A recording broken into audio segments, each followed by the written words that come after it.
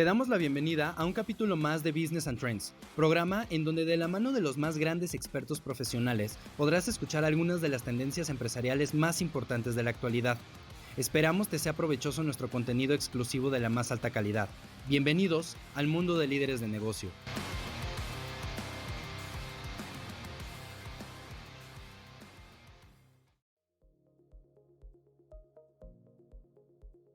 Bienvenidas y bienvenidos a Business and Trends, en donde les compartimos la información más relevante de la industria, tecnología e innovación de los expertos más importantes en cada área.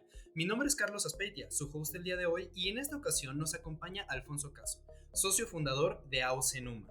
Alfonso es egresado de la licenciatura en Economía de la Universidad Autónoma Metropolitana. Tiene un máster en Responsabilidad Social Corporativa y Sustentabilidad por la Universidad de Salamanca, España, y tiene como tema focal los negocios inclusivos y cadenas de valor. Es profesor de Teoría Económica de la UAM, presidente de la Fundación UAM AC, miembro de la Academia de Seguridad Social, consultor del Programa de las Naciones Unidas para el Desarrollo y experto en formulación de proyectos de inversión del sector rural. Alfonso, muchas gracias por aceptar la invitación a nuestro programa. ¿Cómo estás? Pues primero, muchas gracias, Carlos. Para mí es un honor estar en B2B Medea, en esta sección de Business and Friends, así que les agradezco mucho esta entrevista. Muchas gracias a ti, contar con un perfil tan completo, tan rico en conocimientos como el tuyo, y creo que vamos a hablar de unos temas muy importantes como es la responsabilidad social y responsabilidad social corporativa en nuestro país, ¿no? Pues de entrada, quisiéramos hablar un poquito, ¿no?, de AOCENUMA. ¿Cuál es tu papel dentro de este equipo de AOCENUMA? ¿Qué proyectos tienen? Mira, AOCENUMA es digamos, la conclusión de la fusión de tres empresas. Una empresa de la cual era yo director general, ANAP Energy, otra empresa que encabezaba uno de nuestros socios, Overflow, y otra empresa que se llama Enuma, que encabeza Daniel Ehrlich. Fabián, Daniel y yo decidimos pues trabajar juntos, primero porque hay algo que nos une que se llama emoción social. Y es muy importante cuando participa uno en lo que se llama relacionamiento comunitario, que es una base, digamos, de la nueva responsabilidad social de las empresas, que entiendas que tu ámbito de competencia al final tiene que ver con el comportamiento de personas y que todos estamos bajo dos principios, que es el respeto a los derechos humanos y quizás un término que se nos olvida mucho, que es la dignidad humana. Y esa tiene que ver con el respeto, y en el trabajo que nosotros hacemos, y por eso nos apasiona tanto, es que logramos conjugar que los intereses válidos de las empresas tengan un impacto positivo en las comunidades donde se asientan y se dé lo que se conoce en la literatura como beneficios compartidos, donde las empresas obtienen la licencia social para operar y las comunidades y las personas obtienen beneficios tangibles que mejoran su nivel de vida y sus oportunidades en el futuro. Y ese creo que es el trabajo que nosotros llevamos a cabo. Y es de gran importancia para toda la comunidad que está en este tema.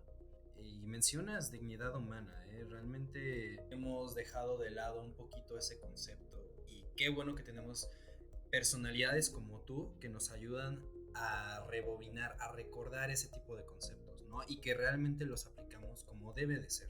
Y pues ahorita hablando justamente del tema de la economía, de responsabilidad social, en estos tiempos, con pandemia y sin pandemia, ¿cuál ha sido el papel que realizan las empresas en responsabilidad social y cómo ha impactado al personal de estas empresas? Mira, es muy importante porque yo creo que la pandemia nos dejó tres lecciones que se vuelven muy importantes.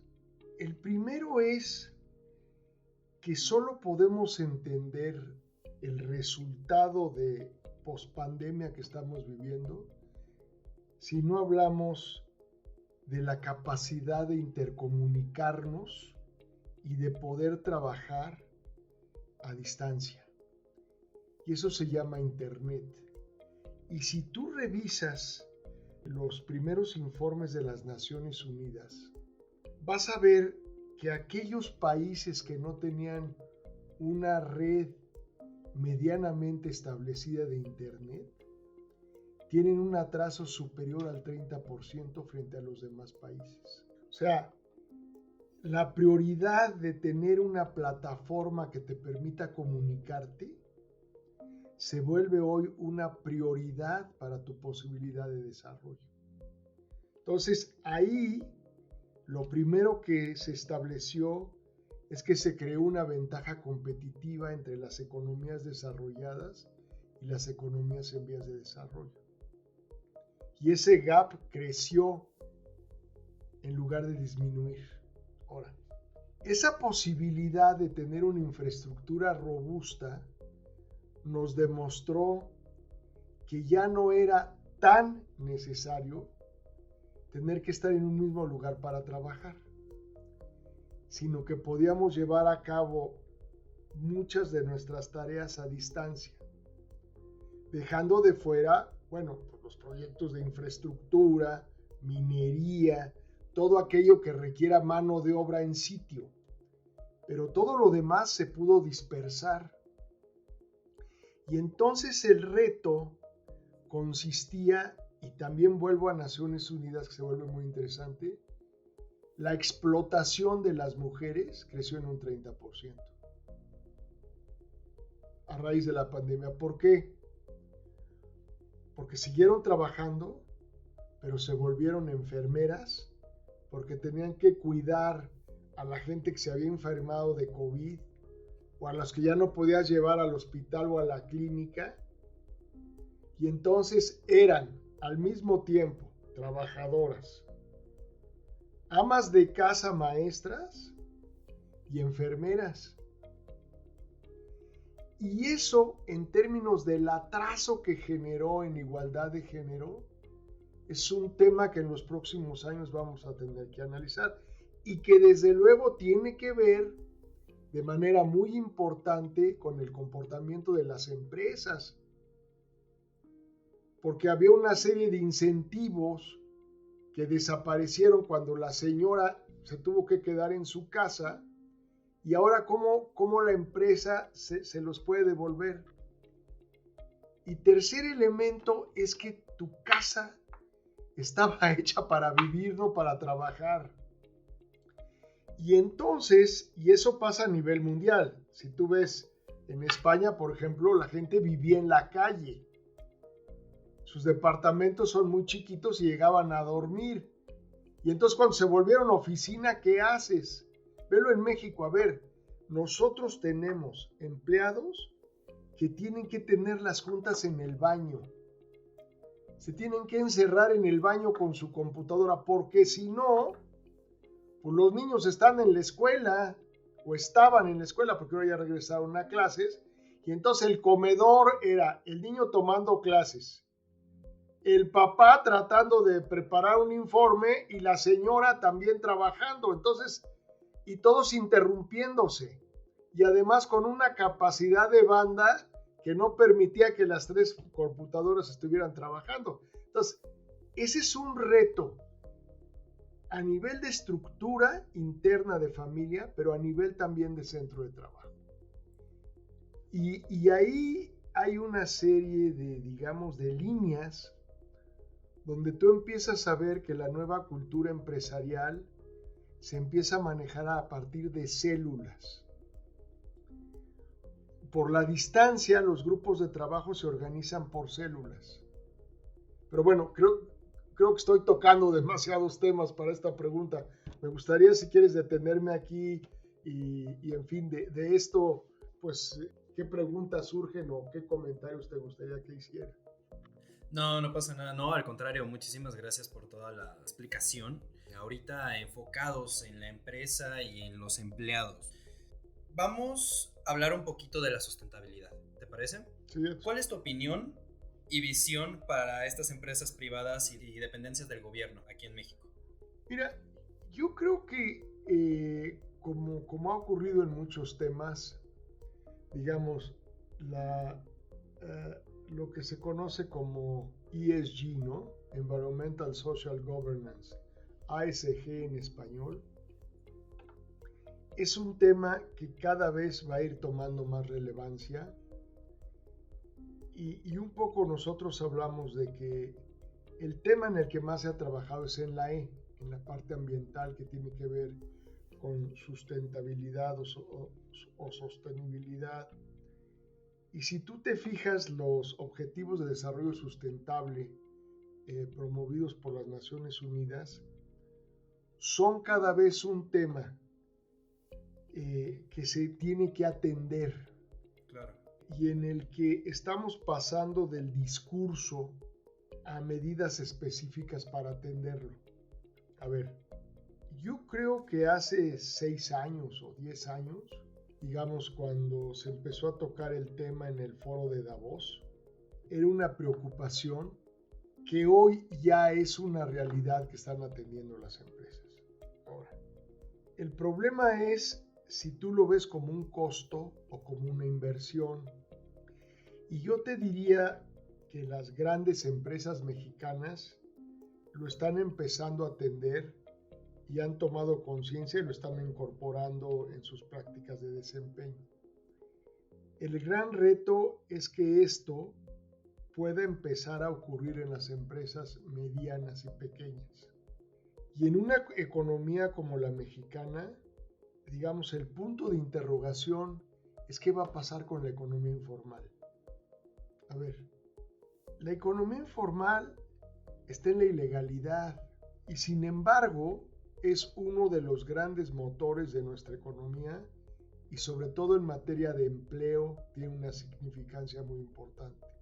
Pero hablar de sustentabilidad en la economía informal, donde además la información estadística que tenemos es muy limitada, creo que se vuelve más una interrogante que una posibilidad de análisis, ¿no? O de establecer parámetros. Claro.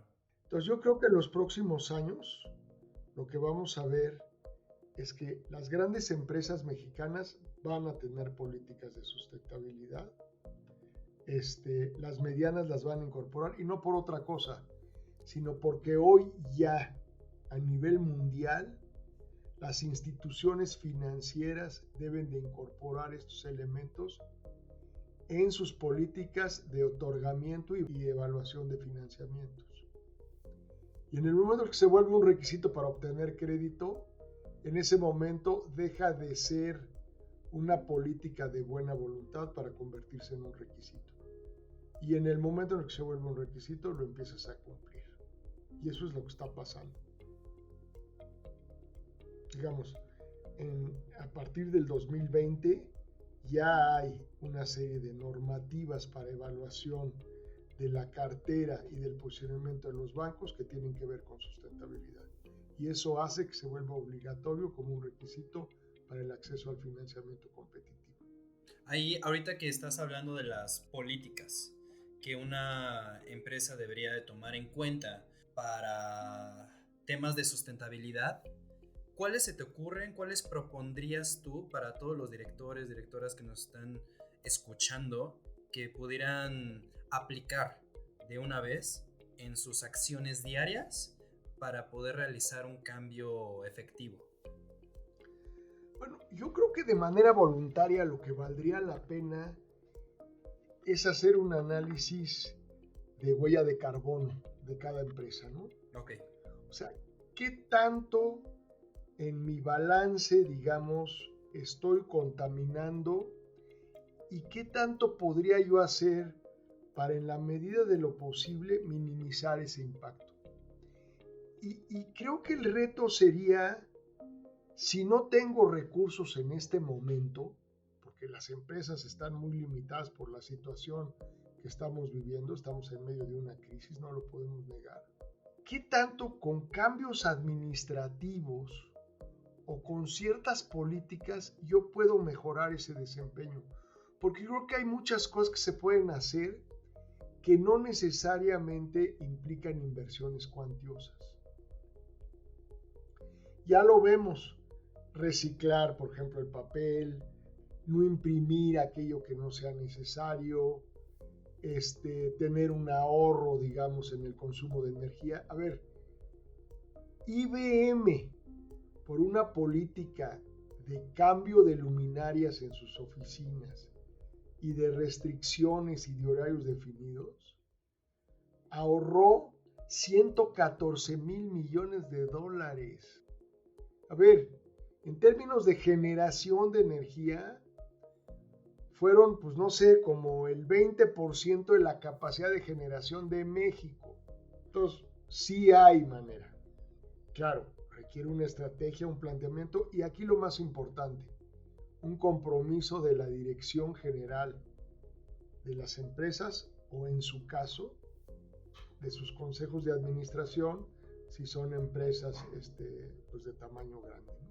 Muchas gracias por esta explicación, por tu opinión, realmente lo valoramos bastante. Espero que les esté sirviendo bastante a los directores y directoras de las empresas para que tomen acción. Y ahorita, ¿nos podrías hablar un poquito más del proyecto de Conocer Inca Rural?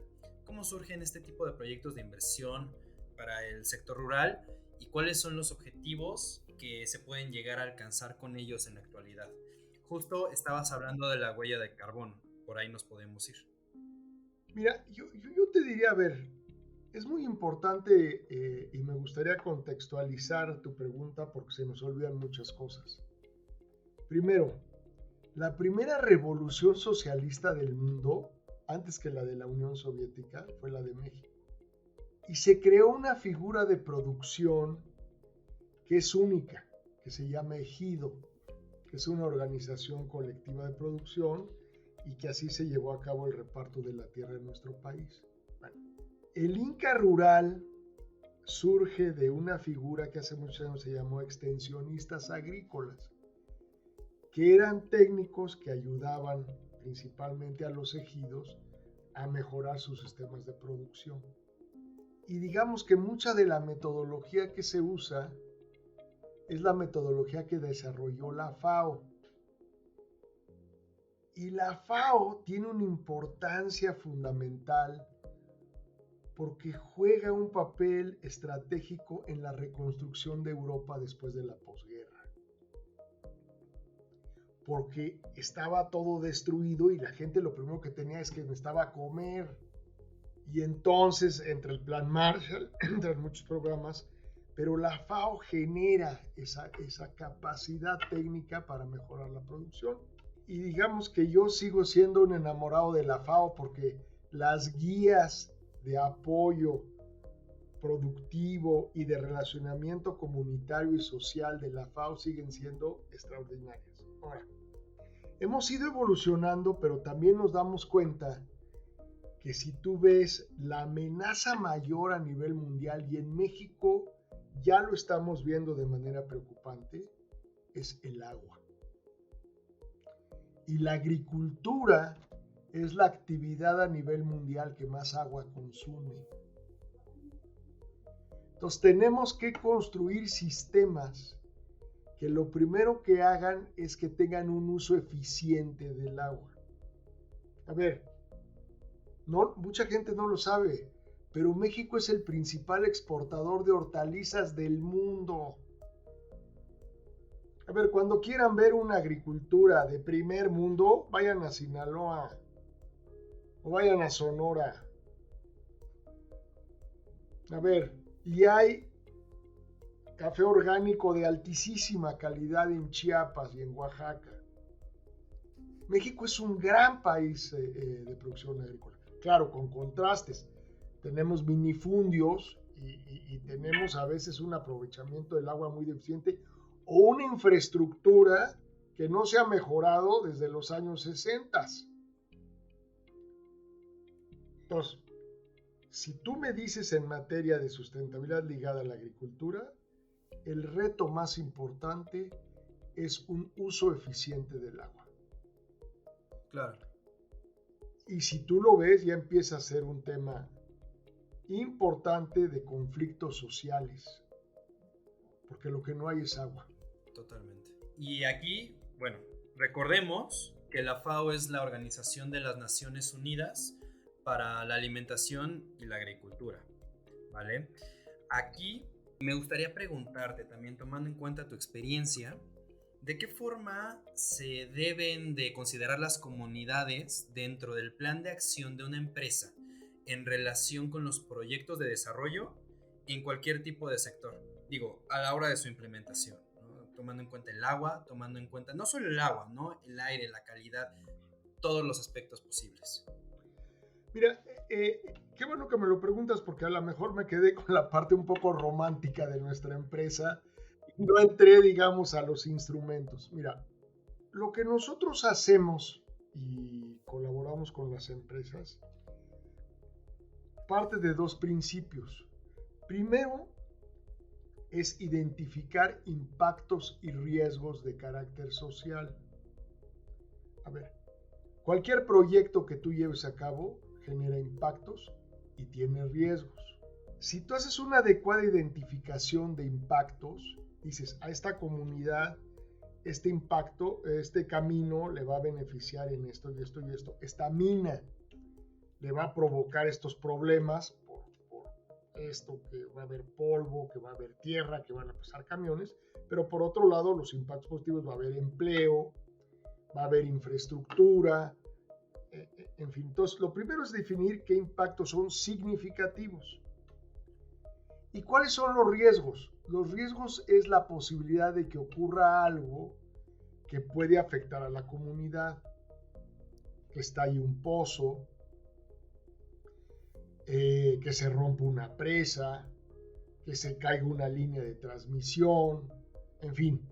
Hay riesgos que tienen una probabilidad muy baja, hay otros que la tienen mayor. Entonces, una vez que definimos impactos y riesgos, tenemos que comunicárselos a la gente de manera adecuada. Y aquí entra la otra parte que se llama una identificación de actores relevantes, una matriz de actores. Hay un tejido social en cualquier comunidad. Y si tú no te comunicas y si tú no intervienes de manera adecuada, lo vas a afectar y lo vas a romper y lo vas a violentar. El chiste es que ese relacionamiento comunitario que tú haces sea de manera adecuada y para eso tienes que entender cómo se comunica la comunidad. ¿Cuál es uno de los principales problemas? Que la gente cree que como hay gente que no tiene un nivel educativo elevado, es tonta. Y no. Y te pongo un ejemplo. Caminando yo por la selva de Campeche, ya los pobres mayas ya no sabían qué hacer conmigo. Me caía, me pegaba, agarré una ortiga, me picaron las hormigas. O sea, decían, este pobre señor, ya déjenlo. Bueno, los invité a México y fuimos a Bellas Artes. No podían atravesar el eje central. Les daba miedo, no sabían qué hacer con los camiones, no entendían que era un semáforo. ¿Qué te quiero decir? En tu entorno, tú puedes ser un sabio o puedes ser un ignorante. Entonces, lo que tienes que entender es que todos tenemos conocimientos de ciertas cosas. Entonces, lo primero que tienes que hacer es entender esa gente, cómo se comunica y qué es importante para ellos. Y luego, qué es importante para ti, establecer un diálogo. Y otra vez, sobre una base de respeto y de dignidad hacia la otra persona. Somos iguales.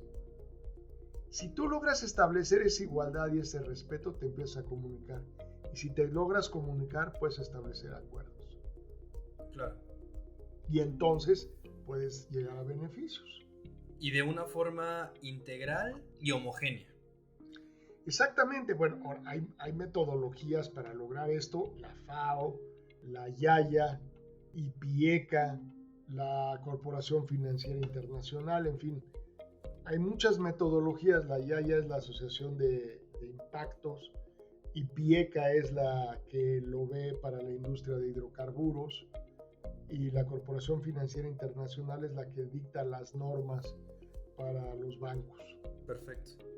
El BID tiene también una metodología muy interesante. Entonces, todas esas metodologías te permiten contar con elementos para poder hacer este trabajo de manera adecuada. Y aquí yo te diría, estando en una reunión un especialista en innovación, nos dijo: sin datos no hay paraíso.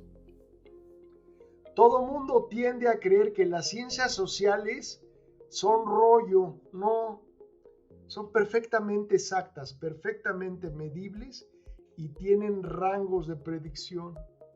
Lo que nosotros hacemos en nuestra empresa es construir escenarios de éxito. No podemos asegurar nada porque en los temas sociales tú no puedes ser contundente. Pero lo que sí puedes es crear la posibilidad de que las cosas se hagan bien. Y el récord que afortunadamente tenemos confirma que metodológicamente hemos sido exitosos. Y eso nos encanta a todos los líderes de industria que nos están escuchando. Y Alfonso, ya para terminar nuestro programa del día de hoy, ¿hacia dónde crees que va México en el tema de consultoría de sostenibilidad empresarial, específicamente en tu posición como socio fundador en Ausenuma? Yo creo que sin duda es un tema que cada vez será más relevante. O sea, yo creo que es un área de oportunidad muy importante. Digamos, si tú lo ves históricamente, hay sectores que por su desempeño pues tienen años de estarlo llevando a cabo. La industria de hidrocarburos, la minería, la parte de puertos, de carreteras, por las características que tienen. Pero yo creo que en los próximos años, en la parte agrícola va a ser un tema muy relevante. La parte farmacéutica lo va a tener que incorporar. Yo creo que la parte textil lo va a tener también que incorporar. Y te pongo dos ejemplos. Walmart, por ejemplo, ya te pide para que seas proveedor de perecederos que cumplas con una serie de normatividad, por ejemplo, que no emplees niños, que las mujeres campesinas tengan seguro social, que no uses cierto tipo de pesticidas, que puedas acreditar la forma en que llevas a cabo tus cultivos. Entonces, ya hay una serie de normativas que tienes que hacer. Lo otro es en la parte de elaboración de prendas de vestir, que no tengas una explotación infantil, que tus trabajadores tengan seguro social. O sea, hay muchas industrias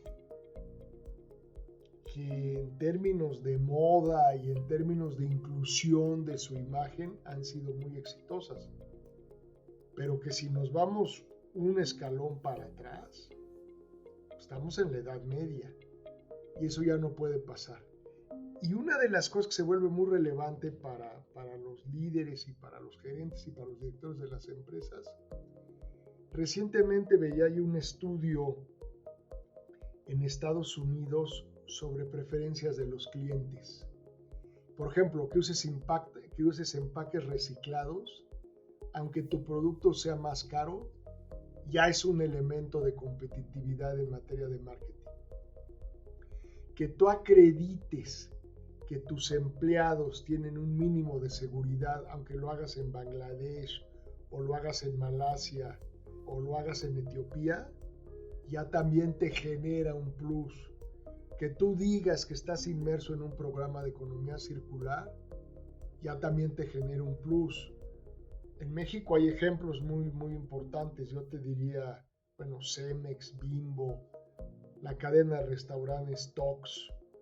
Son empresas que tienen en términos de responsabilidad social corporativa políticas y desempeño que son acreditables a nivel mundial. FEMSA lo está haciendo, OXXO lo está incorporando, o sea, hay muchas empresas mexicanas que ya lo consideran. Grupo México en materia de minería, Peñoles, o sea, a ver, hay muchas. Y en el caso del Grupo México es un líder a nivel América Latina. O sea, sus políticas de responsabilidad social están en Perú, están en Chile, a ver, o sea, no estamos hablando de empresas que se pueden sentar en cualquier foro y presentar sus ejemplos de éxito con estándares a nivel internacional. Claro. Y Alfonso, no queda más que decirte que muchísimas gracias por acompañarnos en esta entrevista. Ha sido muy fructífera. Tenemos muchos datos importantes, las cartas sobre la mesa, y pues no queda más que actuar sobre ellas.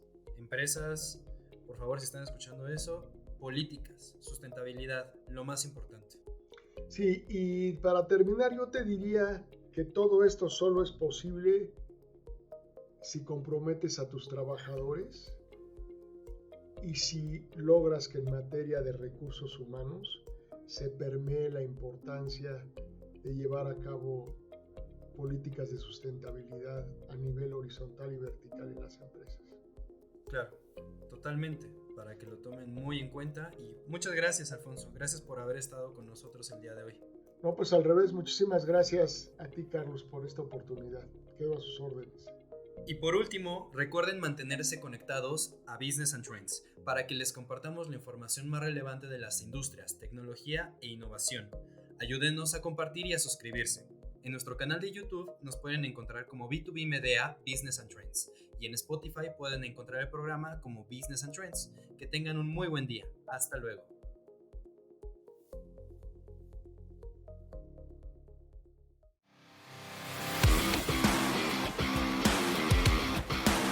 Gracias por escuchar un capítulo más de Business and Trends y por formar parte de nuestra comunidad de líderes empresariales.